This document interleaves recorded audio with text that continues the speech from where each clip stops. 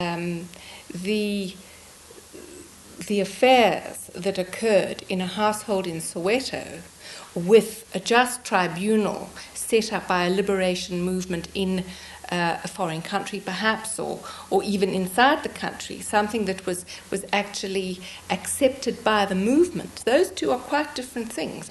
And I don't think that we can accept an individual like Winnie Mandela making a decision, or anybody else for that matter, making a decision about whether someone can live or die. The role of the individual and individual morality is essential because reconciliation and forgiveness can't be about groups and sweeping political statements. It's about the individual as well, if it's about establishing some kind of morality. Given that, it's also important, if we understand it in that context, that we must see that individuals had choices. Whether they were easy or difficult choices is another matter, but individuals have choices. And unless we bring it down to the level of the individual, then we take away that important aspect of it. So in every action, I do believe that one must look at it from the perspective of the individual as well. There are no just or wrong wars, but there are just or wrong causes. And then there are the means used to struggle for this cause, as my colleague was pointing out. And there is, according to me, always the individual's personal responsibility and morality. Morality, and not politics, have taught us during our often brutish century that sometimes it is a sin to obey. To obey orders does not discharge the individual from his moral responsibility. The Truth and Reconciliation Commission, to me, is a unique opportunity to define what was just and what was not.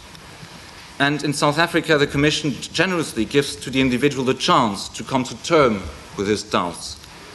And if individuals don't use this chance, I do think that they should face prosecution, as they would have to do at an international criminal tribunal.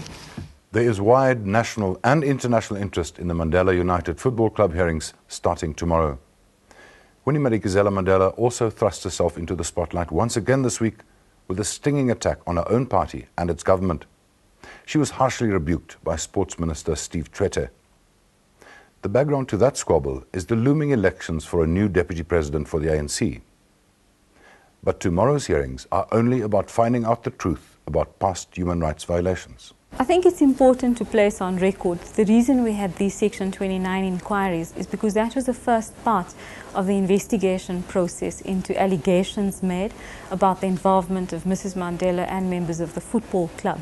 These have been in statements made by victims who've come forward to complain about human rights violations.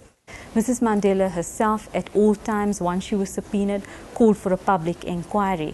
And the Commission was quite pleased to accede to that request because we also saw it as an opportunity to allow people to come forward to testify who've never actually testified in the trials that have taken place. And so one wanted to get a perspective from all the people who have knowledge of the activities of the football club. But I want to reassure people, we're not tied into any of the political processes. We haven't been influenced by any of the parties, but we think that it's very important for us to have this hearing because it is about gross human rights violations, about people who are on the other side of the struggle, not people who have been involved in state unlawful activity.